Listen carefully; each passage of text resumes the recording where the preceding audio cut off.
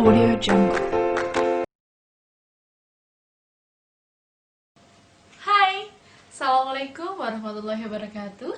Selamat datang dan selamat bergabung di Zeminar kami kali ini. Perkenalkan, saya Arina dari RSD Cebongan Kota Salatiga, di mana Zeminar kami kali ini akan membahas terkait COVID-19. Dan Zeminar kami kali ini akan ditujukan untuk teman-teman yang ada di bangku SD, teman-teman yang ada di bangku SMP, dan pastinya yang ada di bangku SMA. Seminar kami kali ini akan disampaikan oleh Dr. Rosalia Purbandari. Beliau dari RSD Cebongan Kota Salatiga.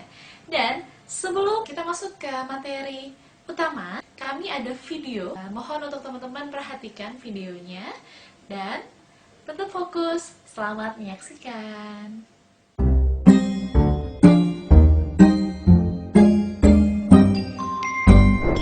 Virus corona itu apa sih? Libur sekolah kali ini rasanya aneh deh. Gak boleh main ke taman, gak boleh ke mall, main sama temenku juga gak boleh. Ayah dan ibuku juga di rumah terus. Tapi kadang ibu harus belanja ke pasar. Terus ayah bilang ke ibu, "Ibu, nanti di pasar jaga jarak ya sama orang-orang." Jaga jarak? Kok kayak mobil sih? Dan waktu ibu pulang, aku berlari untuk memeluk ibuku.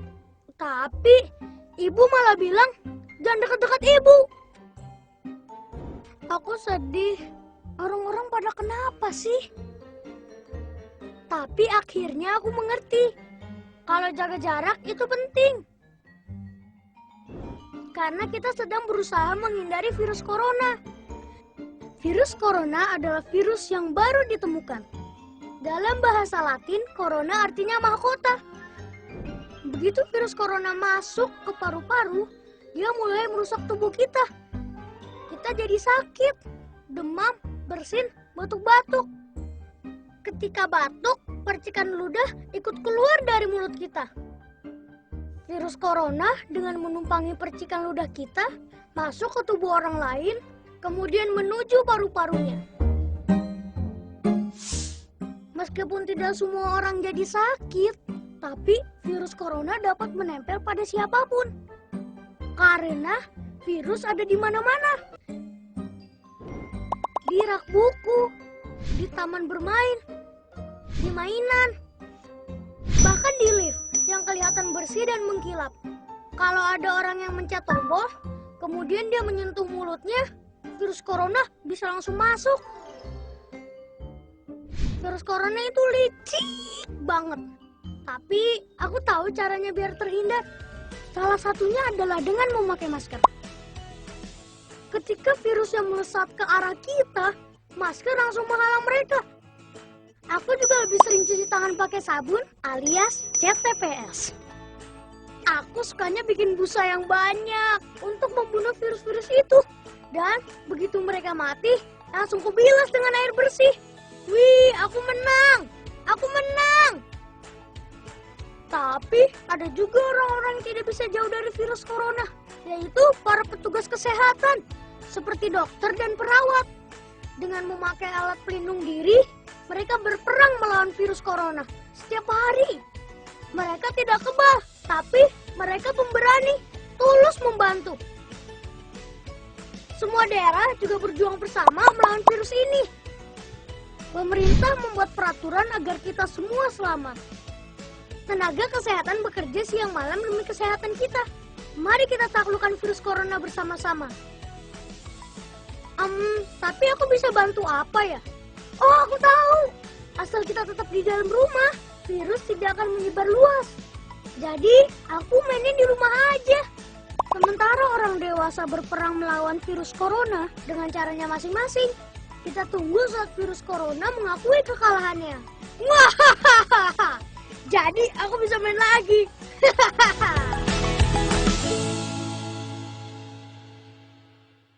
Halo teman-teman, selamat pagi. Perkenalkan, nama saya Dr. Ocha. Saya bertugas di Rumah Sakit Darurat Cebongan Kota Salatiga. webinar kali ini kita akan membahas tentang COVID-19. Kira-kira ada yang udah tahu belum tentang COVID-19?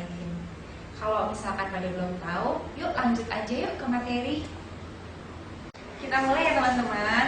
Jadi penyakit ini disebabkan oleh virus teman-teman ya. Virus ini awalnya diduga berasal dari hewan. Nah, permasalahannya virusnya ini tuh nularnya sangat cepat. Kemudian seringnya nggak ada gejala dan bahayanya untuk beberapa orang tertentu dapat menimbulkan sesuatu yang fatal, bahkan sampai dengan kematian. Jadi kita harus berhati-hati. Kalau pada mau tahu gimana sih gejala-gejalanya COVID-19 itu kita bisa nilai. Jadi kita dokter, para medis itu menilainya ada suatu bagan. Nah, nanti kita bisa lihat nih di sebelah ini. Coba kita lihat slide di samping ini ya teman-teman. Di sini judulnya, apakah saya terkena COVID-19 atau tidak? Jadi kita tanya sama diri kita masing-masing, apakah dalam 14 hari sebelum sakit melakukan perjalanan ke negara terjangkit atau ke wilayah transmisi lokal? Kalau misalkan iya, kemudian apakah kita merasakan panas, batuk, pilek, sesak, atau nyeri tenggorokan, atau gejala flu lainnya? Kemudian kalau iya, teman-teman harus segera memeriksakan diri ke puskesmas atau ke dokter terdekat. Jadi nanti dokter yang akan mencari tahu, menggali lagi apakah kita terinfeksi virus corona ini atau tidak. Jadi setelah dokter memeriksa, apabila kita dicurigai memiliki gejala COVID-19, maka dokter nanti akan melakukan pemeriksaan lanjutan, apakah itu melalui pemeriksaan darah, pemeriksaan ronsen, ataupun pemeriksaan pada hidung dan tenggorokan. Jadi yang perlu kita waspadai hanya apabila kita ada riwayat pergi ke daerah dengan transmisi lokal ataupun negara yang terjangkit, kita harus selalu waspada. Dalam 14 hari kita nilai diri kita sendiri apakah ada gejala-gejala yang tadi saya sebutkan. Kemudian cara penularannya ini ada beberapa macam, yaitu secara langsung apabila pasien yang misalkan saja nih ada pasien yang terkena COVID, kemudian dia memiliki gejala seperti batuk, pilek, bersin-bersin. Saat dia batuk, dia akan mengeluarkan jutaan virus langsung ke lingkungan sekitarnya. Karena itu kita disarankan untuk menjaga jarak paling tidak 2 meter teman-teman, sehingga kalau kita berdekatan dengan pasien COVID yang kita tidak tahu apakah dia berstatus betul-betul COVID atau tidak, kita paling tidak bisa mengurangi resiko tertular. Kemudian selain dari batuk, bersin, kita bisa tertular dari jabat tangan. Misalkan saja pasien yang COVID itu dia bersin dan menutup mulut dengan tangannya, kemudian kita berjabat tangan dengan pasien tersebut, kita bisa mendapatkan virus itu dari tangan pasien tersebut. Nah, kemudian bisa jadi dari tempat-tempat yang dipegang oleh pasien tersebut, misalkan saja touch keyboard atau gagang pintu atau ATM ataupun apapun lah, sesuatu, semua benda yang dipegang oleh pasien COVID yang tidak mencuci tangan dengan baik, itu kita dapat tertular. Tapi jangan khawatir teman-teman, asalkan kita memakai masker, berarti menghindari adanya virus yang masuk lewat hidung dan mulut kita, kemudian kita sering mencuci tangan, sehingga apapun yang kita pegang, walaupun itu mengandung virus, itu akan segera mati dengan sabun, sehingga kita tidak tertular oleh virus tersebut. Jangan lupa, biasakan selalu cuci tangan sebelum memegang mulut, hidung, mata, makan, ataupun memegang semua benda yang dirasa akan dipakai oleh orang lain. Jadi kita harus selalu cuci tangan. Dilarang berjabat tangan, kemudian bersentuhan, apalagi berkumpul-kumpul dengan banyak orang dengan jarak dekat kurang dari 2 meter. Kita lanjutkan tentang pencegahan flu. Flu ini bisa salah satu menjadi tanda COVID-19 ini. Tapi ingat ya, belum tentu kalau kita flu itu kita langsung menjadi pasien COVID-19, enggak. Jadi masih banyak tahap yang perlu dilewati. Nah, ini kita lihat ya di sini slide sebelah bagaimana mencegah sakit flu ini. Yang pertama, kayak yang saya bilang tadi, kita harus sering cuci tangan dengan air mengalir dan sabun. Jangan lupa cuci tangannya itu 6 langkah yang diajarkan oleh WHO ya. Kemudian kalau misalkan kita nggak nemuin sabun, kita bisa menggunakan cairan antiseptik ya.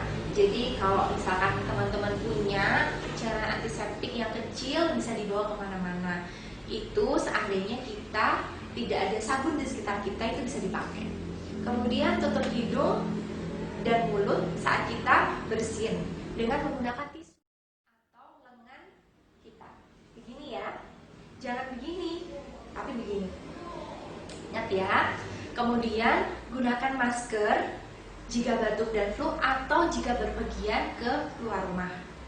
Ya, jadi kita setiap keluar rumah ataupun bertemu dengan siapapun, kita harus menggunakan masker. Yang terakhir, batasi kontak dengan orang lain, walaupun orang itu sehat, walaupun orang itu tidak memiliki gejala apapun. Kita tidak usah berpergian, tidak usah berkumpul, tidak usah berinteraksi dengan orang lain jika dirasa tidak terlalu penting. Kemudian nih di sini nih ada yang saya bilang tadi, langkah-langkah mencuci tangan. Teman-teman bisa baca ya, yang nomor 1, nomor 2, 3, 4, 5, dan 6. Itu diurutkan dan langkah-langkah ini dilakukan selama minimal 2 menit ya. Jangan cepet-cepet. Sukanya kalau cuci tangan cuci, apalagi nggak pakai sabun. Yang kalau ditanyain guru sukanya udah cuci tangan, sudah, padahal cuci tangannya belum benar. Lanjut ya. Kemudian nih jangan lupa kalau kita mau pakai masker itu juga nggak sembarangan teman-teman. Jadi pakai masker itu ada tata caranya nih, kita bisa lihat ya di samping ini ya. Nih yang pertama, bersihkan tangan dulu sebelum siapkan masker, Ini ya. Jadi yang pertama kita siapkan maskernya, kemudian kita cuci tangan dulu yang bersih. Setelah itu baru pakai masker, maskernya yang pas. Kalau misalkan anak-anak, pakai masker anak-anak. Kalau sudah remaja, pakai masker yang agak besar tidak apa-apa. Kemudian pastikan hidung itu harus tertutup rapat, tidak ada celah di antara hidung dan pipi sehingga masker ini nggak gampang melorot. Kemudian kalau sudah pakai masker nih teman-teman, jangan dipegang-pegang depannya, ya. Biarkan saja maskernya seperti itu. Masker ini bisa dipakai selama 4 jam. Kalau teman-teman sekiranya maskernya udah basah, kita langsung lepas aja, diganti dengan masker yang baru. Jangan dibiarin aja. Nanti kalau misalkan teman-teman lagi pergi, diajak orang tua atau kebetulan penting sekali untuk keluar rumah, teman-teman bawa cadangan 1 masker ya. Takutnya nanti kena basah atau apa, itu harus diganti maskernya. Kemudian simpan masker yang sudah terpakai itu di tempat yang tepat. Misalkan teman-teman pakai masker sekali buang, itu buang di tempat sampah langsung. Tapi kalau teman-teman pakai yang bisa dicuci, setelah dipakai langsung masukkan ke tempat cucian kotor atau langsung dicuci. Oke. Kemudian teman-teman tahu nggak sih kalau misalkan di Salatiga itu kita udah banyak loh orang yang terdiagnosis COVID-19. Jadi sampai dengan hari ini tanggal 1 Juli 2020 pasien COVID kita itu sejumlah 80 orang dan 4 diantaranya itu adalah anak-anak.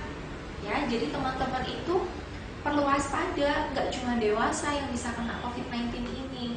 Justru teman-teman ini yang sering kumpul sama teman-teman nih, sering kumpul sama teman-temannya, sering ke sekolah, yang nggak patuh pakai masker itu yang lebih beresiko, ya. Makanya teman-teman harus hati-hati.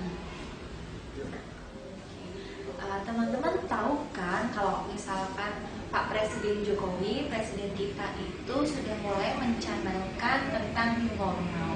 Apa sih new normal itu? New normal ini bukan bukan berarti kita kembali lagi seperti saat kita belum ada pandemi. Tapi new normal ini artinya kita melakukan kegiatan sehari-hari dengan berdamai dengan virus yang ada. Caranya bagaimana sih? Caranya membiasakan pola hidup bersih dan sehat.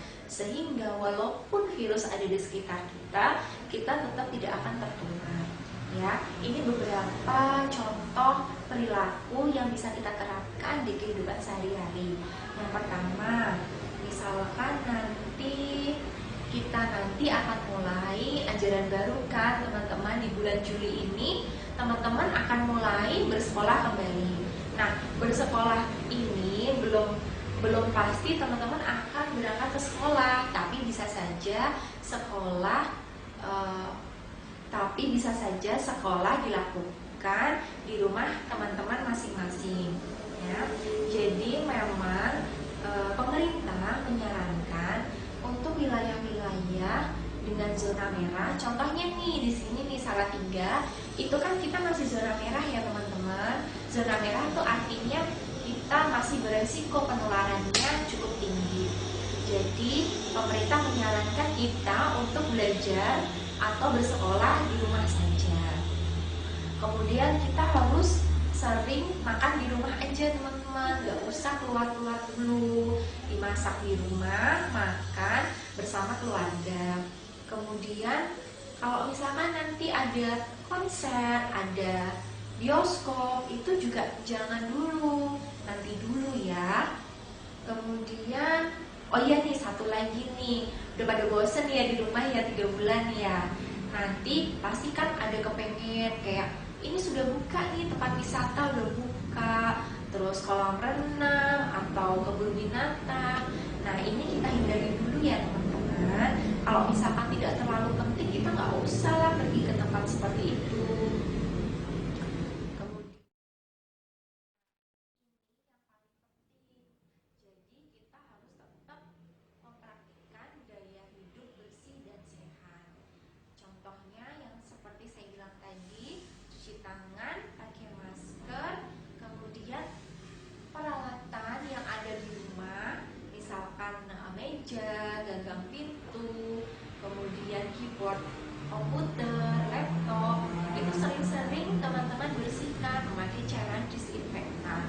Nah, cairan disinfektan ini nggak usah bingung teman-teman carinya di mana. Itu banyak di video-video YouTube itu bagaimana cara membuat disinfektan yang benar. Kalau misalkan teman-teman mau lebih pasti, itu bisa lihat di panduan dari Kementerian Kesehatan. Ya, slide selanjutnya kita lihat ya. Kita sekarang mau membahas tentang bagaimana sih kita kalau misalkan mau keluar rumah, perjalanan ke sekolah atau ke tempat les atau bapak ibu teman-teman semua misalkan mau bekerja, nanti dikasih tahu ya, diingatkan ya teman-teman. Yang pertama itu kalau mau keluar rumah itu harus dalam kondisi yang sehat. Jangan lupa gunakan masker. Kemudian kalau misalkan teman-teman atau bapak ibu teman-teman pergi dengan menggunakan transportasi umum, itu harus hati-hati ya. Tetap jaga jarak, kurangi menyentuh fasilitas umum, misalkan gagang pintu, kemudian pegangan dalam bis, kemudian tombol lift, kemudian pegangan tangga, itu sebisa mungkin itu dihindari. Setelah itu, kalau misalkan kita naik motor, misalkan saja ojek online, kita harus bawa helm sendiri, nggak boleh pinjam punya abangnya. Jadi kita minimalisir kontak dengan barang-barang yang sudah pernah dipegang atau kontak dengan orang lain. Jadi kita selalu gunakan milik pribadi. Oke? Oh iya, satu lagi teman-teman, kita sebisa mungkin kurangi menggunakan uang tunai. Jadi kalau misalkan kita bisa menggunakan aplikasi atau kita bisa menggunakan kartu, kita sebisa mungkin gunakan itu. Dan jangan lupa, setiap memegang benda apapun, kita harus segera cuci tangan baik dengan cairan antiseptik ataupun dengan air dan sabun. Selanjutnya kita lihat ya, selama berada di tempat kerja atau di sekolah, teman-teman harus langsung cuci tangan. Pertama kali datang cuci tangan, kemudian jika ada pintu atau lift atau apapun, kita gunakan siku kita untuk mendorong atau memencet sesuatu. Ya, jangan gunakan tangan kita. Kemudian tidak boleh berkerumun dengan teman-teman sekolah atau teman-teman les ataupun keluarga, sepupu dan lain-lain. Sebisa mungkin dijaga jarak, kurangin berkerumun. Kemudian kita bersihkan meja kita, meja kerja kita atau meja kelas kita, meja tempat duduk kita bersihkan dengan cairan antiseptik yang sudah kita bawa dari rumah. Kalau misalkan di sekolah itu sudah rutin membersihkan, kita oke lah bisa membantu. Kalau misalkan di sekolah sudah dibersihkan, kita hanya sediakan cairan antiseptik untuk tangan kita sendiri ya, tapi tetap meja kita dijaga kebersihannya ya. Kemudian kurangi menggunakan fasilitas milik bersama, misalkan seperti gelas, piring, sendok yang sekiranya kita bisa membawa sendiri, kita gunakan milik kita sendiri. Usahakan aliran udara di kelas ya ataupun ruang kerja kita itu selalu bersirkulasi baik. Jadi jendela-jendela dibuka dan biarkan sinar matahari masuk. Kemudian biasakan jika bertemu dengan orang lain, apalagi di sekolah misalnya saja ketemu bapak ibu guru, itu sebisa mungkin saat ini tidak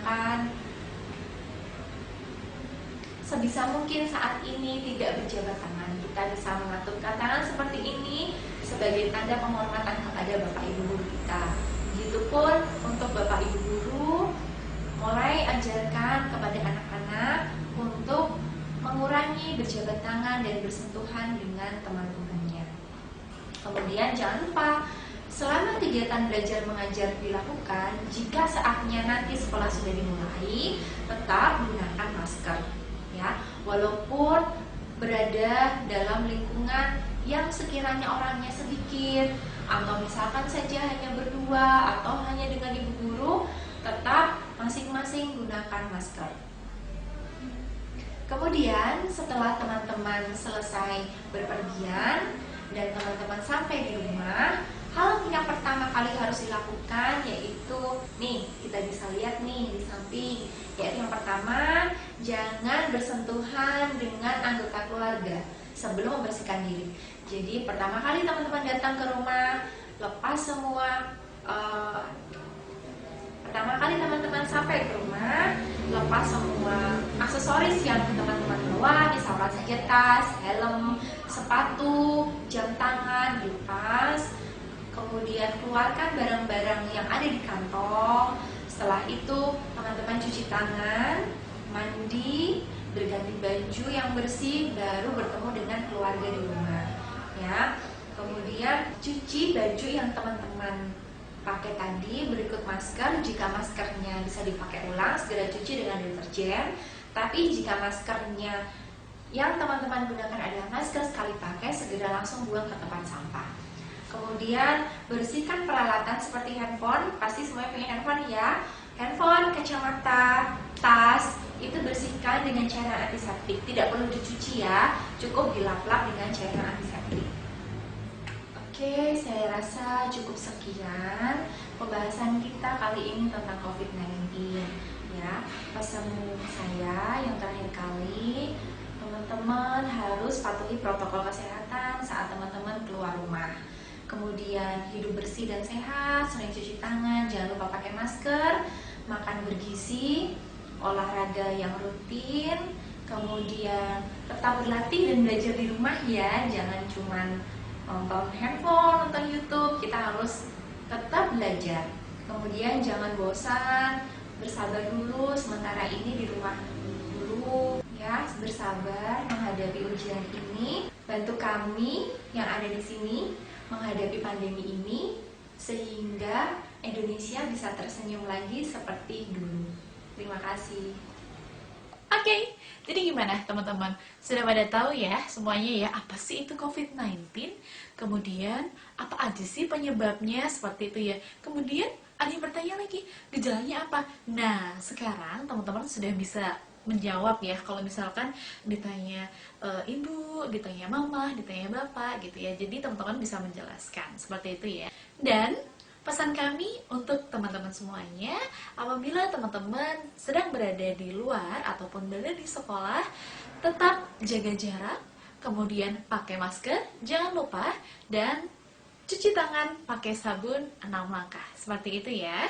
Jangan lupa, tidak diperkenankan untuk menyentuh area mata, kemudian hidung, ataupun mulut ketika tangan teman-teman kotor.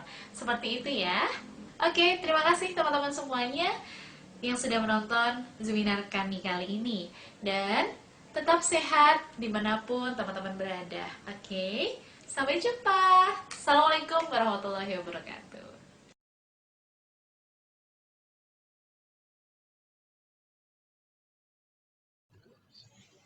Assalamualaikum warahmatullahi wabarakatuh.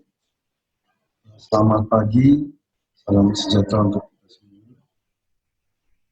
Yang saya hormati adik-adik tingkat TK, SD, SMP,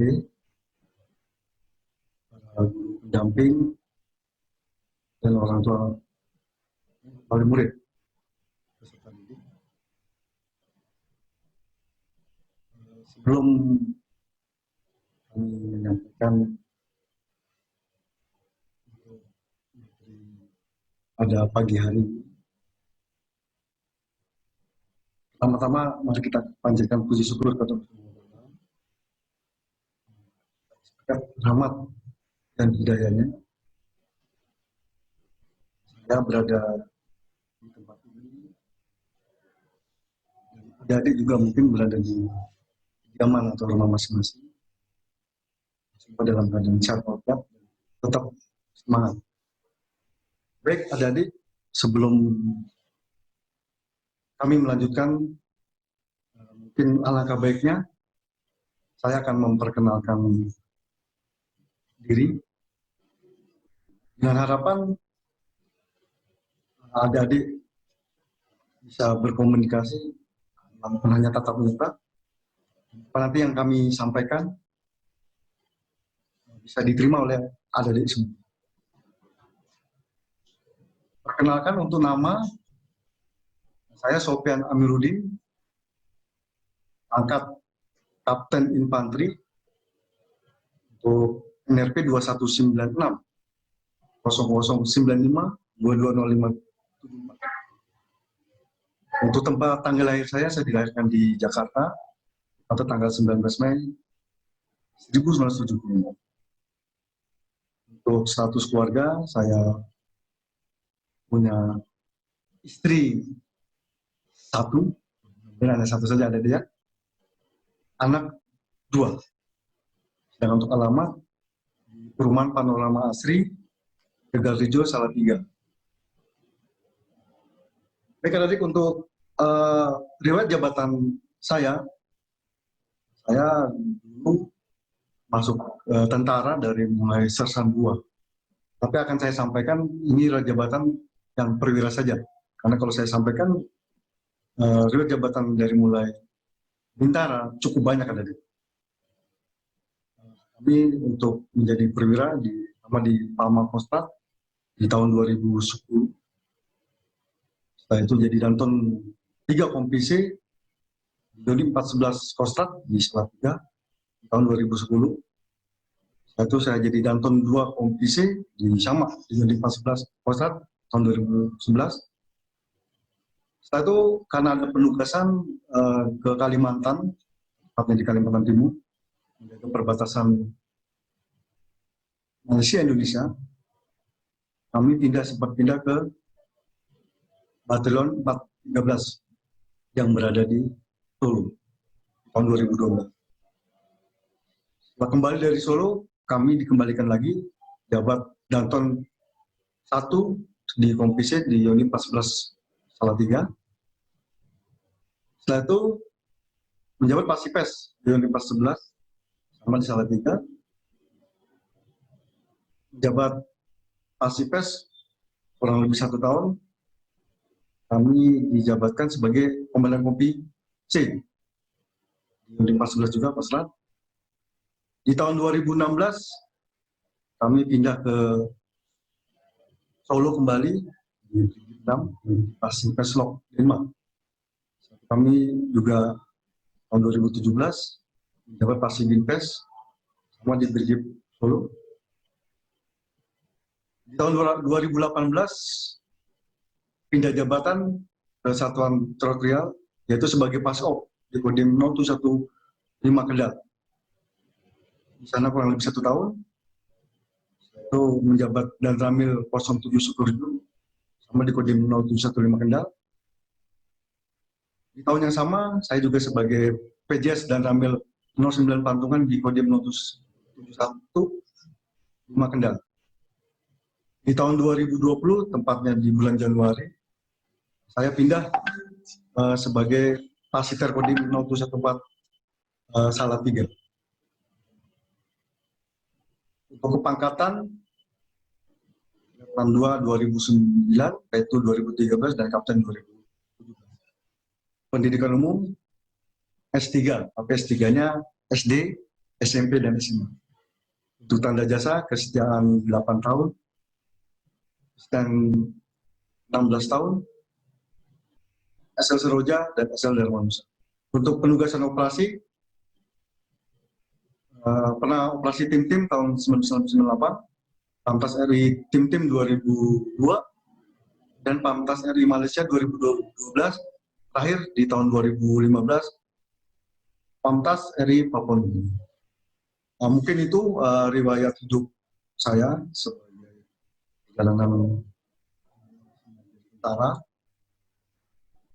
Mungkin sebelum saya menyampaikan tentang materi yang akan saya sampaikan, kami menghimbau terus-menerus kepada kita semua, terutama adik-adik semua,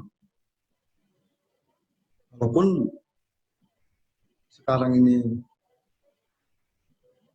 kita musibah yang namanya bencana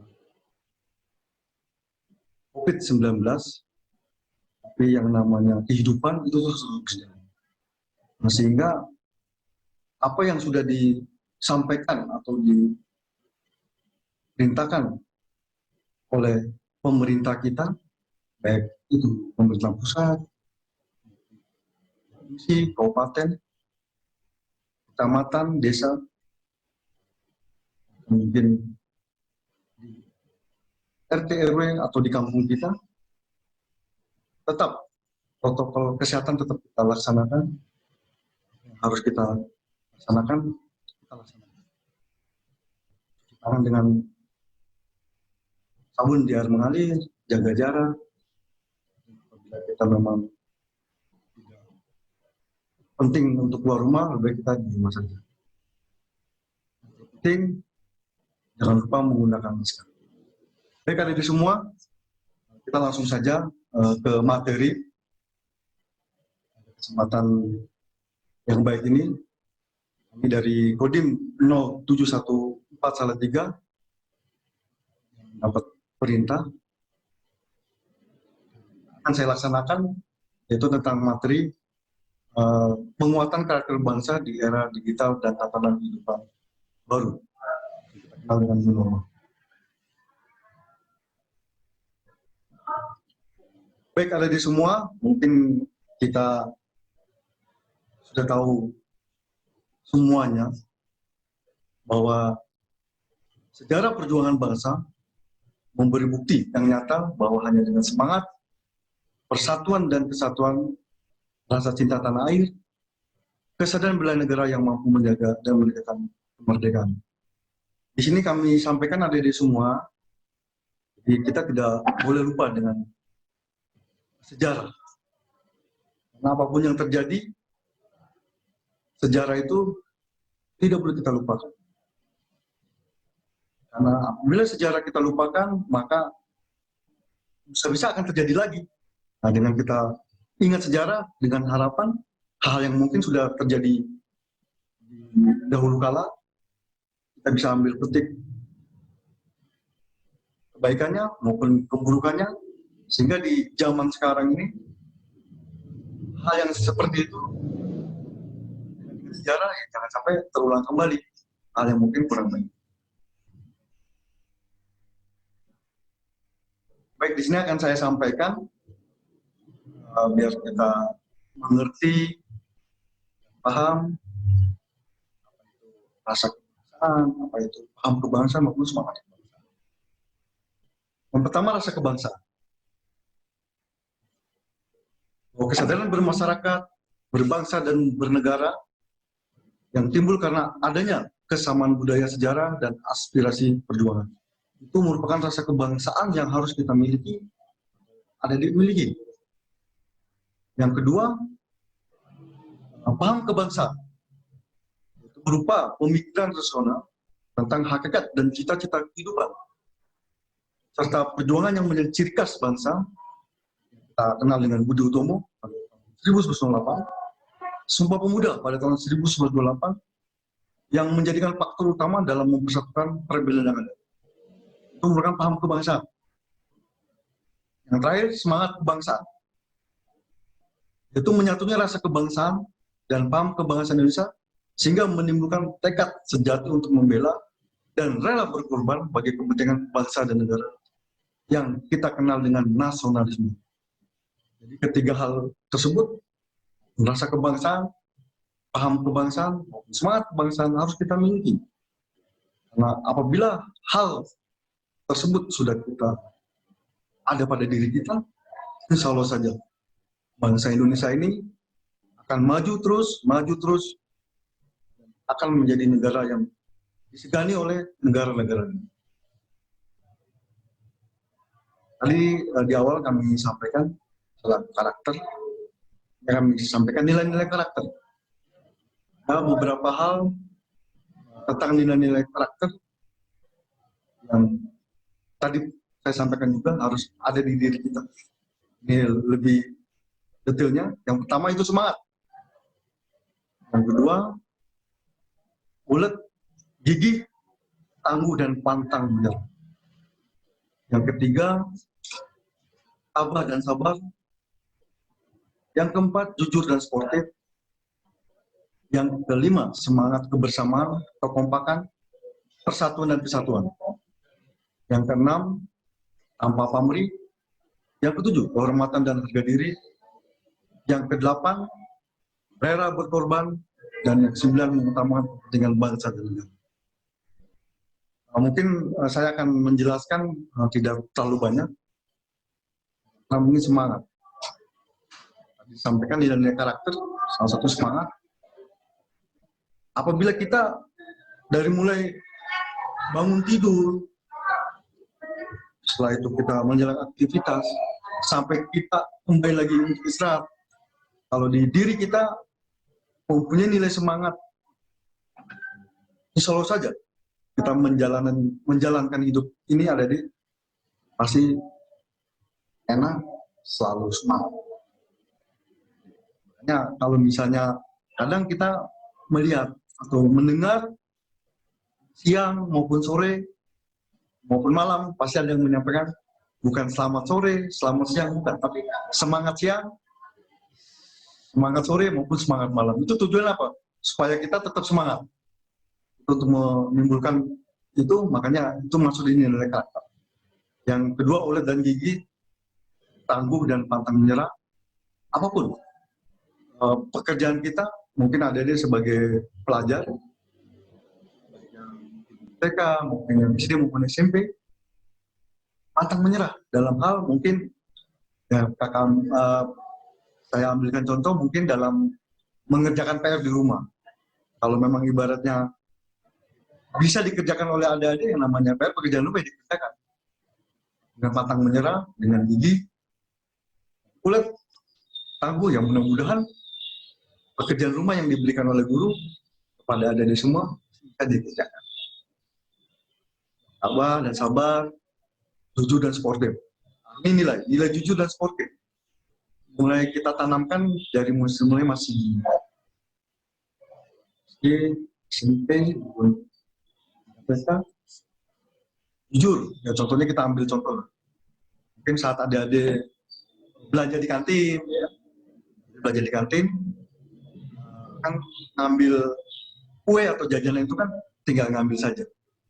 Dan disitulah kita harus tertanam kejujuran kita. Kalau memang makan gorengan mungkin hanya 2, ya sampaikan sama ibu kantin atau yang penjual ya 2, jangan sampai artinya ada beli atau makan gorengan atau makan kue 3 bilangnya 1. Nah itu jangan sampai terjadi ada. Kita jujur mulai dari sekarang sportif depannya akan tertanam di dalam diri adik-adik sendiri. Kegiatan yang ibaratnya menunjukkan kejujuran. Karena orang jujur itu pasti, ya mohon maaf adik ya, sudah susah sekali. Tapi kalau dari sekarang kita sudah menerapkan, membiasakan diri jujur dan sportif, kedepannya ada dia menjadi seorang, kita tidak tahu ya, mungkin ada di semua pasti menginginkan masa depan yang cerah kan seperti itu. Ada seperti saya menjadi tentara, mungkin jadi polisi, mungkin jadi, ya bahkan mungkin jadi bisa jadi kepala desa, lurah, camat, bupati atau wali kota, dan mungkin jadi pejabat-pejabat yang mungkin sangat dibutuhkan oleh masyarakat. Nah, kalau seandainya kita berbuat jujur, pejabat kalau sudah berbuat jujur, kan masyarakat akan sejahtera. Itu mungkin saya masalah karakter, mungkin saatnya itu tentang rela berkorban. Rela berkorban di sini, ya intinya apapun yang diberikan tugas pada adik-adik, ya sudah kerjakan saja, laksanakan saja. Itu akan kedepannya akan membawa saat nanti adik-adik sudah dewasa.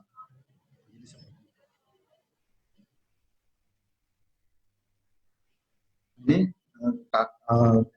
saya selipkan juga samping karakter tadi, kemampuan awal bela negara yang bisa kita lakukan. Yang pertama, ya dengan hidup bersih dan sehat. Kedua, keseimbangan jasmani, kedisiplinan dan ketertiban, ulet tahan uji dan pantang menyerah. Serta yang terakhir, kita sebagai pelajar yang tugasnya adalah rajin belajar dan giat bekerja. Itu apa yang kita harus lakukan dalam hal untuk bela negara. Seperti saya mungkin TNI, biasanya pasti kebutuhan wilayah NKRI kan seperti itu. Adik-adik saat ini bersih dan sehat, mempunyai keselamatan jasmani, disiplin dan ketertiban, ulet dan tahan uji, pantang menyerah, serta yang terakhir itu rajin belajar dan giat bekerja. Itu saya yang dilakukan.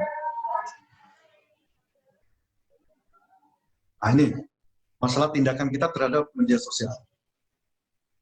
Memang belakangan ini kita melihat banyak orang-orang, mungkin adik-adik bisa melihat di surat kabar atau di media online tentang penggunaan media sosial yang ibaratnya akhirnya menjerumuskan kita sendiri di dalam tindakan kita terhadap medsos. Berpikir sebelum bertindak. Harus berpikir dulu sebelum bertindak. Memang media sosial itu mengubah wajah dunia. Informasi tidak terbendung. Kita bisa melihat apa saja yang ada di dunia ini dengan media sosial. Ketik, pencet, klik, wah langsung itu. Mau ada dia berada di luar negeri, sudah bisa tahu. Oh, di sana mau kemana, udah tahu. Materi-materi apapun ada di sana. Informasi-informasi pun ada di sana. Makanya intinya ada di semua, berpikirlah sebelum bertindak dan menggunakan media sosial.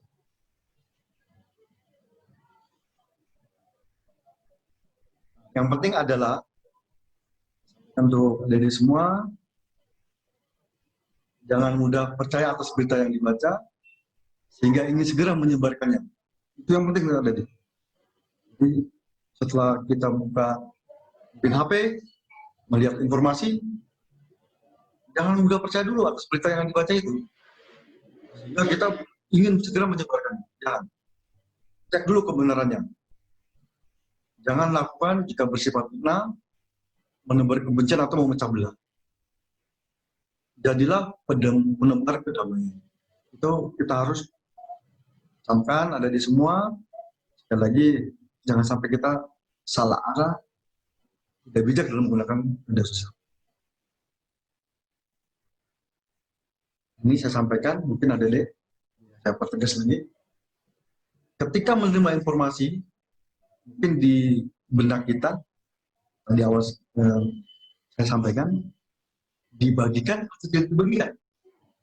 Apabila memang mau dibagikan, cek kebenaran informasi itu. Benar dan bermanfaat, ya boleh kita bagikan.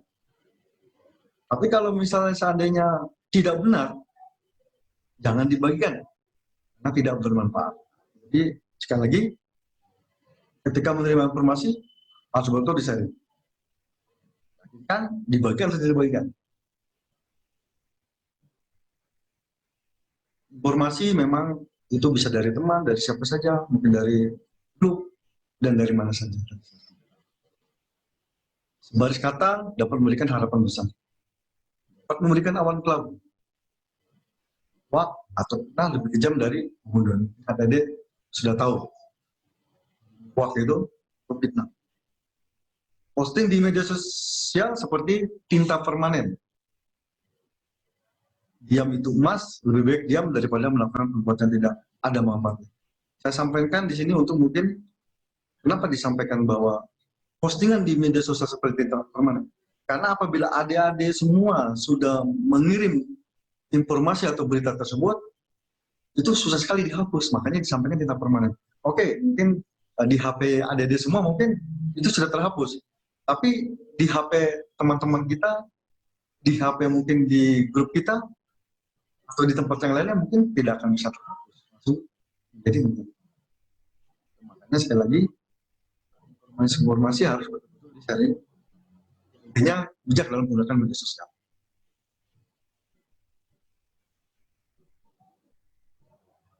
Ini adik-adik mungkin saya sampaikan untuk partisipasi nyata siswa. Pertama, rajin belajar, meningkatkan kualitas diri. Yang kedua, aktif dalam kegiatan OSIS, KMR maupun pramuka. Yang ketiga, mengikuti upacara bendera. Sekolah mungkin setiap hari Senin, upacara hari besar lainnya. Yang keempat, mentaati peraturan sekolah dengan baik. Hindari tawuran, hindari narkoba, pemiras. Mengikuti pendidikan mungkin jalan-jalan, misalnya ada kegiatan mungkin kalau di Kodim, kemarin juga kita melaksanakan kegiatan kader pelatihan bela negara atau tentara, tapi itu diikuti memang anak-anak hari full, soalnya menciptakan kondisi damai di dan keamanan di lingkungan. Jadi itu partisipasi nyata ADD sebagai pelajar atau sebagai siswa yang tingkat mungkin tingkat TK, yang mungkin kalau tingkat TK kan banyak permainan-permainan mungkin. SD yang mulai belajar sampai mungkin SMP belajar yang dia. Mungkin usia adik-adik saat ini sampai dengan nanti 25 tahun yang akan datang, itu kita sudah, atau adik semua sudah akan usia matang. Dan TK nanti sudah umur 25 tahun, akan lebih kan. Intinya kalau sudah dari saat ini sampai umur 25 tahun nanti ke depan, itu sudah usia matang semua. Jadi adik-adik berusaha hampir sama semuanya. Akan bersaing sama rekan dan anak bangsa lainnya. Jadi harus disiapkan dari sekarang. Jangan sampai nanti tidak disiapkan. Jadi ke depannya dari mulai yang tingkat TK maupun tingkat SD maupun tingkat SMP akan bersaing sesama rekan-rekannya dan dengan bangsa lain juga. Makanya harus disiapkan dari sekarang.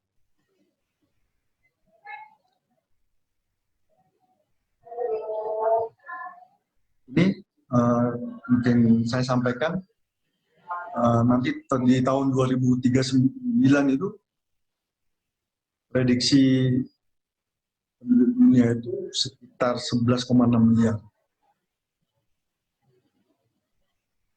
Nanti 9,2 miliar jiwa itu di daerah non-katulistiwa dan 2,4 miliar jiwa itu di daerah katulistiwa. Itu nanti akan mencari pangan, air, dan energi di daerah katulistiwa.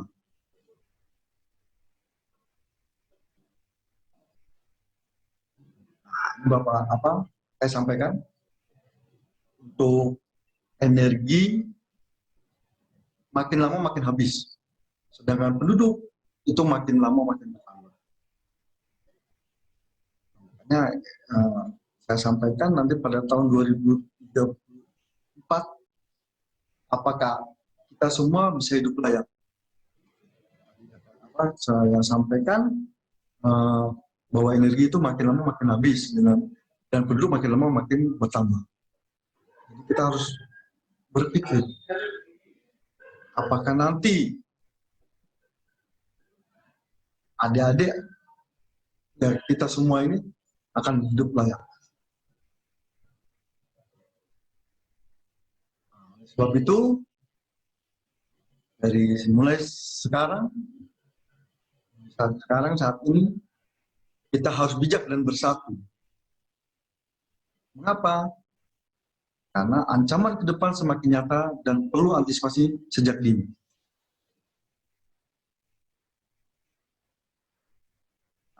Atau kita semua perlu mewujudkan kesamaan persepsi tentang ancaman dan solusi oleh semua komponen masyarakat.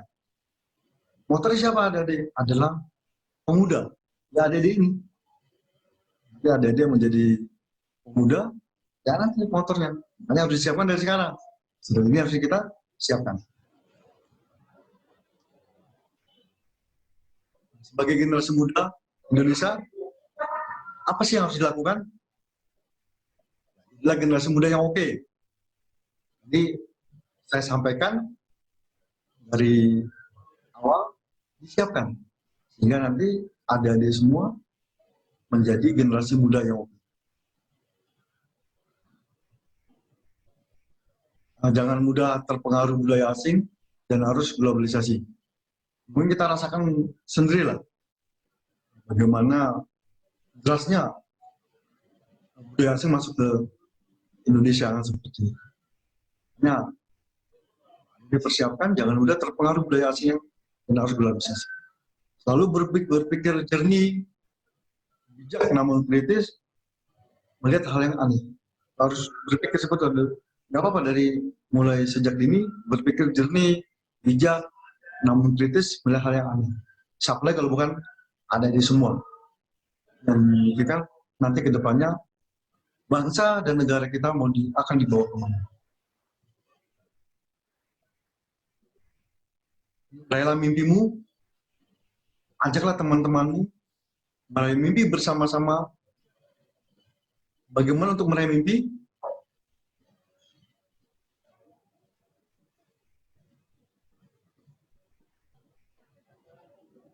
Yang pertama mungkin kita harus ingat kepada Tuhan Yang Maha Esa, sesuai keyakinan kita masing-masing, ya kita berdoa yang baik. Selalu berdoa, memohon kepada Tuhan Yang Maha Esa, semoga apa yang kita inginkan, semua apa yang kita harapkan akan terkabul. Selanjutnya, mimpi atau cita-cita. Ya memang semua berawal dari mimpi dulu. Mimpi, punya cita-cita, dan itu akan tercapai. Itu fokus dengan target apa yang diinginkan. harus percaya diri, bekerja, harus luas juga Adik-adik. Dan harus bekerja sama juga, dan terpenting tetap belajar dan lakukan dengan hati. Kenapa sih dilakukan dengan hati? Karena hati itu, kalau hati adik-adik semua ibaratnya baik, insya Allah saja apa yang diinginkan atau yang dicita-citakan pasti akan terwujud. Ini di masa COVID-19, di awal tadi saya sampaikan bahwa kita harus terus berbuat, harus terus ibaratnya menjalankan hidup ini. Akan saya sampaikan mungkin penyampaian dari Pak Jokowi atau Presiden kita, berdamai dengan COVID bukan menyerah. Tidak menyerah, tapi menyesuaikan diri dengan mengedepankan protokol kesehatan yang ketat dilaksanakan. Ini bukan dilema, kehidupan kita sudah pasti berubah untuk mengatasi risiko wabah. Itu keniscayaan. Kita kembalikan produktivitas kita dengan optimisme, karena kita juga tetap menerapkan berbagai mekanisme. Juga saya akan sampaikan, mungkin sering disampaikan tentang protokol kesehatan, terutama apa sih itu social distancing, itu jauhi kerumunan, kerja, belajar, dan ibadah di rumah, minimalisir bersentuhan dan berdekatan dengan orang lain, usahakan berjemur matahari di teras rumah, pastikan sirkulasi udara baik sehingga terhindar dari ruangan lembab, tunda kegiatan massa seperti arisan, reuni, dan sebagainya. Jadi mungkin tadi di awal disampaikan bahwa kita sering diharapkan atau dianjurkan kegiatan dilakukan di rumah, selalu gunakan masker, ganti setiap hari, dan langsung buang ke tempat sampah tertutup. Masker yang mungkin masker dari medis itu, kalau menggunakan masker yang dari bahan lain, bisa dicuci. Itu kemudian kita cuci tangan dengan benar dan yang mengalir.